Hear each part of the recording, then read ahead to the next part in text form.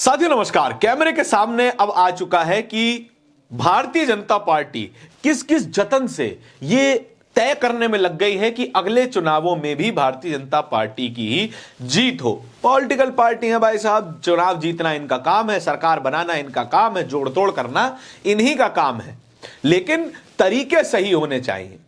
चुनाव आयोग का इस्तेमाल नहीं होना चाहिए, यह सब हम जानते हैं, लेकिन भारतीय जनता पार्टी जानती है कि साम दाम दंड भेद चाहे जो हो, सरकार बननी जरूरी है। बिहार के बाद अब भारतीय जनता पार्टी की नजर अगला चुनाव जीतने के लिए बंगाल की ओर है, वेस्ट बंगाल की ओर है, जहां पर टीएमसी की सरकार है, ममता बनर्जी सीएम है। वहां का एक जिला है हावड़ा। हावड़ा की 7 विधानसभा सीटों में से सातों की सातों पिछले चुनाव में जीती थी ममता बनर्जी की पार्टी टीएमसी तृणमूल कांग्रेस ने। वहां के ही एक पार्षद पति लगे हुए हैं कि किस तरीके से एक एक करके उन वोटर्स को छांट दिया जाए जहां से ममता बनर्जी के विधायक जीतकर आते हैं, या जितने डिफरेंस से ममता बनर्जी की पार्टी के कैंडिडेट्स जीतकर आते हैं। राजीव रंजन न्यूज 24 के एक सम्मानित पत्रकार हैं। उन सभी का काम देखते हुए हम सीखते हैं। आप लोग अगर पत्रकारिता की पढ़ाई कर रहे हैं तो आपको भी सीखना चाहिए। राजीव रंजन कैमरा लेकर इन्हीं पार्षद पति के घर में पहुंच गए, ऑफिस में पहुंच गए और वहां पर उनसे बात करने लगे।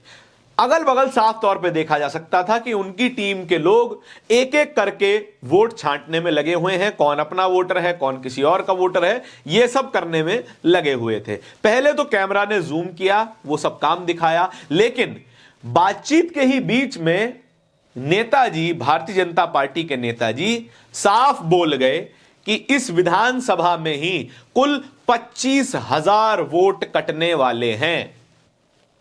बड़े ही भविष्यदर्शी टाइप के नेता हैं।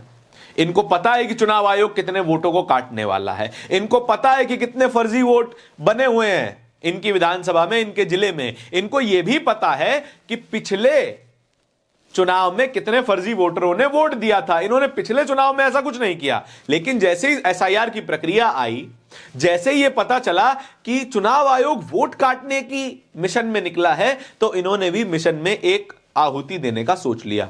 तमाम टीम लगा दी, तमाम उन लोगों को लगा दिया जो कि इनके समर्थक हैं, इनके कार्यकर्ता हैं, और उन लोगों का वोट काटने लगे जो लोग इनको वोट नहीं देते।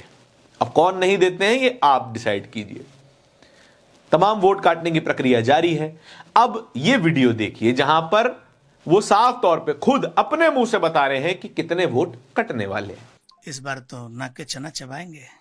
25,000 से बेसी इस विधानसभा में नाम कट रहा फर्जी वोटरों का, तो छप्पा वोट मारेंगे किसका? वो नाम कट रहा है। हाँ, 25,000 से ज्यादा लोगों का नाम कट रहा है। मैं आपको अभी प्रमाण के साथ दिखा दूंगा। सुन लिया आपने नेताजी का भविष्य ज्ञान कि जानते हैं कितने वोट कटने जा रहे हैं। राजीव रंजन सवाल भी करते हैं कि आपको कैसे पता? कहते हैं हमको पता है, पिछले चुनाव में कुछ नहीं किया, लेकिन इस चुनाव में सब झोंक देने वाले हैं। अब कुछ खबरें देख लेते हैं जो बंगाल से ही आ रही हैं, एसआईआर से जुड़ी हुई। ये देखिए खबर नंबर 1। पश्चिम बंगाल में बीएलओ की मौत पर भड़की ममता बनर्जी, ईसीआई से पूछा एसआईआर के लिए और कितनी जानें जाएंगी। बंगाल के कृष्णानगर में एक 52 वर्षीय बीएलओ ने आत्महत्या कर ली, ये कहते हुए कि मुझ पर इतना प्रेशर है कि मैं अब काम नहीं कर सकती हूं। लेकिन फिर भी चुनाव आयोग को कोई फर्क नहीं पड़ा, एक ट्वीट तक नहीं आया, एक श्रद्धांजलि तक नहीं आई, और फिर भी एसआईआर की प्रक्रिया आगे भी जारी है। और बीएलओ की इसी मौत की खबर को बीबीसी ने छापा। हेडलाइन क्या दी? एसआईआर के दौरान काम के कथित दबाव से बीएलओ की मौत पर विवाद। खूब बंगाल में उस बीएलओ की मौत का सवाल पूछा जा रहा है। काम के चलते जितना दबाव ईसीआई और सरकार बीएलओस पर दे रही है वो अप्रत्याशित है। ये सामान्य टीचर, सामान्य सरकारी कर्मचारी जो कि घर घर जाकर अपना काम कर रहे हैं, उन पे इतना दबाव डाला जा रहा है कि कम से कम समय में अपने एसआईआर के काम को खत्म कीजिए, अन्यथा कार्रवाई की जाएगी। नौकरी बचाने के चक्कर में लोग कर भी रहे हैं, इस मानसिक यातना को झेल भी रहे हैं। और एक इंटरेस्टिंग खबर अंत में आपको बताते हैं और इस खबर को समाप्त करते हैं। वो ये है कि भारत बांग्लादेश दोनों देशों का वोटर निकला बीजेपी का पंचायत सदस्य, एसआईआर में खुली पोल। ये ईटीवी की वेबसाइट पे छपी हुई खबर है, ज्यादा पुरानी खबर नहीं है, 23 नवंबर 2025 की खबर है। शाम को पिछले दिन ये खबर छपी है, लगभग 23 घंटा समय हो चुका है। कोई बवाल नहीं, कोई सवाल नहीं, कोई जवाबदेही नहीं। जो लोग घुसपैठियों का रोना रोते रहते हैं, जिस जिस चुनाव में, जिस जिस राज्य में चुनाव होते हैं वहां पर घुसपैठिए आ जाते हैं, अब खुद भारतीय जनता पार्टी में घुसे हुए हैं ये तमाम घुसपैठिए। लेकिन अब कोई सवाल नहीं है, अब यह बात नहीं बोली जाएगी कि हमारी पार्टी में घुसपैठिया कहां से आया। क्या ये घुसपैठिया आप बाहर करेंगे? नहीं करेंगे, क्योंकि कुछ एक वोट तो ये भी डलवाते होंगे। इस खबर पर आपके क्या विचार हैं कमेंट सेक्शन में जरूर बताइएगा। इस तरह की खबरों को और भी देखते रहने के लिए बोलता हिंदुस्तान को सब्सक्राइब जरूर कीजिएगा। बहुत बहुत धन्यवाद।